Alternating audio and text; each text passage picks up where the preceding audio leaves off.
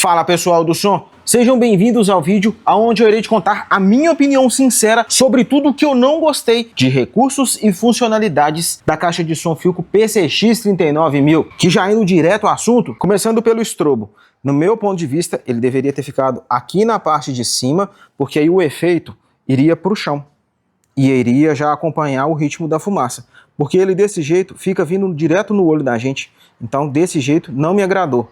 Outro detalhe, em vez de ser esse monte de black piano aqui que arranha só de olhar, poderia ser espelhado, porque aí o próprio efeito do estrobo já seria mais efeito para poder estar refletindo. Continuando na iluminação, deveria ter um botão para poder estar escolhendo se eu quero só essa iluminação em volta dos alto-falantes ou só essa fita aqui em cima em volta deles. Continuando na iluminação, aqui no painel todos os botões deveriam ser retroiluminados e eu não sei por qual motivo, porque no manual também não explica. Quando você entra na função rádio, automaticamente já desliga os LEDs.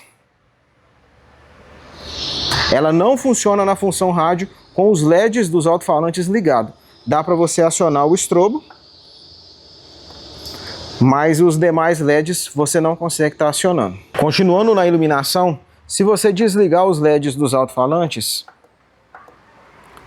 os LEDs do painel também desligam. Acho que deveria ter a opção de você estar deixando ou não o painel ligado, independente dos LEDs aqui na parte da frente. No caso aqui temos duas entradas P10 para instrumento ou microfone, porém apenas um botão de volume. O mesmo botão de volume comanda as duas entradas. Deveria ser dois botões de volume independente, talvez até tirando a opção de eco e deixando mais um botão de volume, acho que seria mais interessante. Ou então tá combinando, por exemplo, esse botão aqui que é para diminuir o volume da música quando você está falando no microfone, também servir para estar alternando aqui as entradas de volume de cada entrada P10, combinado com esse botão de volume. Continuando aqui nas entradas, elas deveriam ter ficado na parte de trás, ou então ter uma tampinha aqui em cima para não entupir de poeira, porque nesse formato aqui, a tendência é que elas encham de poeira. Esse acabamento black piano aqui em volta do painel também não me agrada, porque como eu disse antes, arranha só de olhar. Senti falta de uma equalização para os médios. Aqui na parte da frente temos mais acabamento black piano, que eu também não gosto, e eu já disse o porquê. Deveria ter um acabamento aqui no local dos parafusos, para não ficar esse buraco desse jeito. Ela já deveria vir com fluido para fumaça, para poder já estar utilizando